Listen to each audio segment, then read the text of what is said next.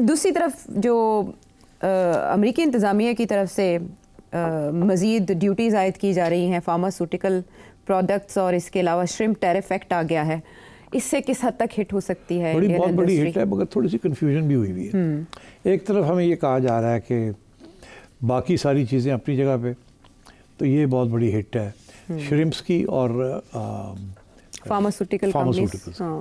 अच्छा, श्रिम्प्स की तो हिट है जी, बिकॉज इंडिया की जो श्रिम्प इंडस्ट्री है वो अमेरिकन मार्केट को काफ़ी हद तक अप टू 30% और 40% ऑफ द अमेरिकन मार्केट वो इंडिया सप्लाई करता है श्रिम्प्स।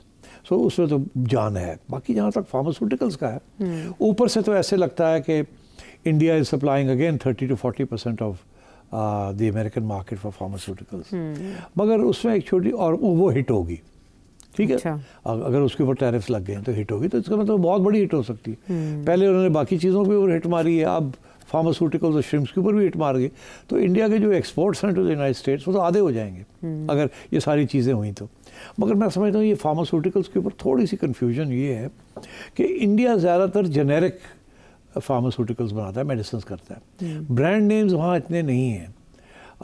वहाँ जेनेरिक नाम जो केमिकल फार्मूलाज हैं उनके नाम के ऊपर चीज़ें बिकती हैं, इसीलिए वो सस्ती हैं इंडिया के अंदर medicine, the cheapest in the world, amongst the cheapest in the world, because वहाँ जो फॉरेन कंपनीज हैं जो पाकिस्तान जो बनाते हैं यहाँ अंडर कॉपीराइट लेके बनाते हैं, राइट्स लेके, तो वो ब्रांड नेम पे बिकती हैं। मगर इंडिया के अंदर कोई ब्रांड नेम के ऊपर बेशतर अच्छी मेडिसिन ब्रांड नेम में नहीं मिलती। फॉर एग्ज़ाम्पल अगर आप कोई भी यहाँ आप ख़रीदना चाहते हैं कोई heart medicine with a brand name से,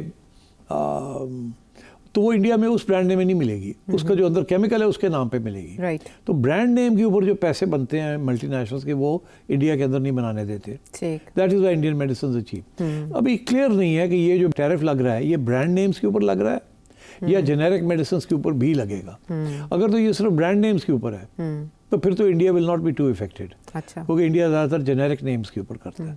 अगर जेनेरिक वाली भी आ जाती है उसके अंदर तो फिर इंडिया को फ़र्क पड़ सकता है। ये फेंटेनाइल इशू क्या है सेठ साहब? Fentanyl issue, this is a drug that is 100 times more powerful than say the paracetamol, or and even as powerful as morphine. A morphine is a banned drug. It's a painkiller, but it is also a drug of with its banned.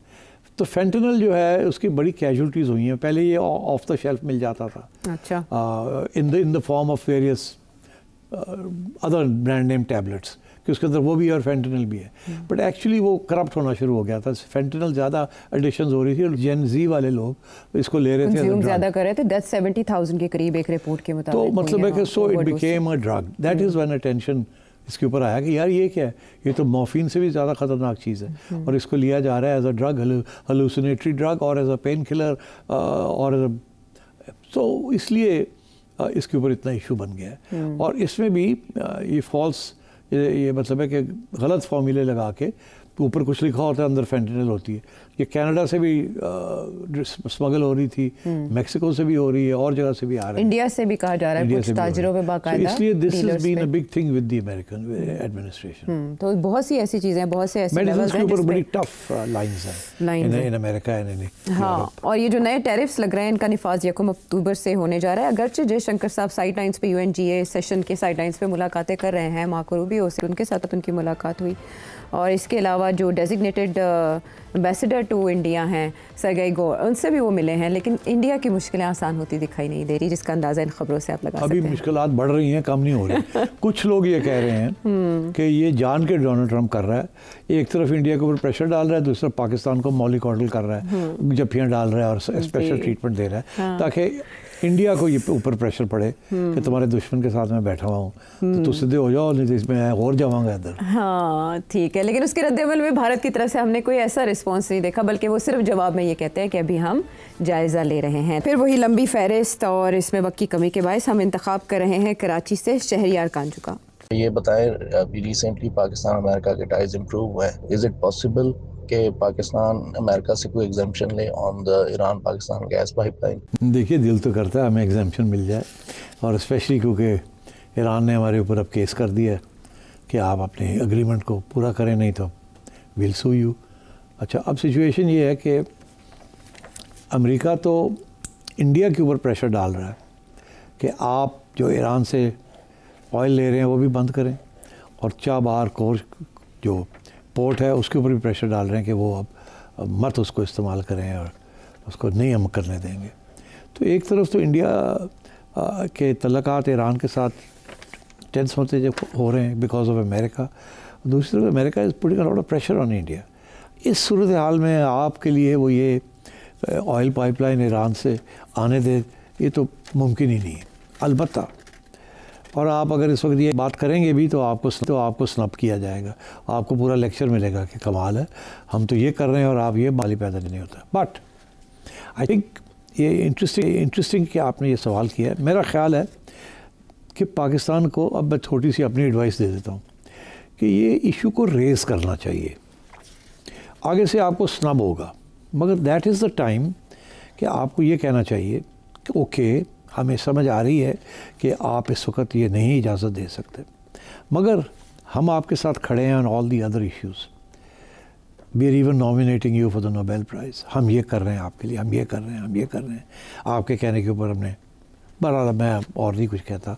तो ये कहना चाहिए कि जब Palestine के अंदर मामला तय हो जाएगा, ईरान के साथ कोई समझौता हो जाएगा ऑन द न्यूक्लियर इशू, कोई नई डील हो जाएगी, तो फिर if you don't mind give us this commitment कि उस वक्त आप ये जो वेवर है वो हमें मिल जाएगा।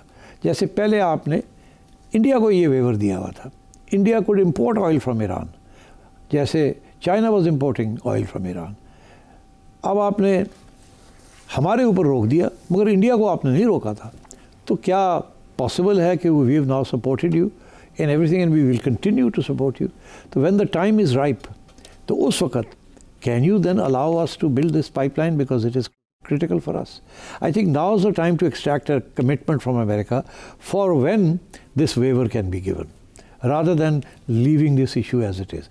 अभी आप रेज़ करें, आपको वो आगे से स्नब करेंगे, आपको लेक्चर मिलेगा, आप सुन के कहें बिल्कुल ठीक है, हम आपकी बात समझ रहे हैं, मगर गोइंग फॉरवर्ड इन हालात के अंदर will you consider giving us a waiver at that time because it's so critical for our existence, cheap oil and so on. तो I think it's a good thing to put this on record और फिर उसके ऊपर कोई commitment ले लें आपसे for the future. Shahryar Kanju साहब, बहुत शुक्रिया। आपके सवाल के जवाब में ये तजवीज़ सामने आई जो पाकिस्तान के काम आ सकती है।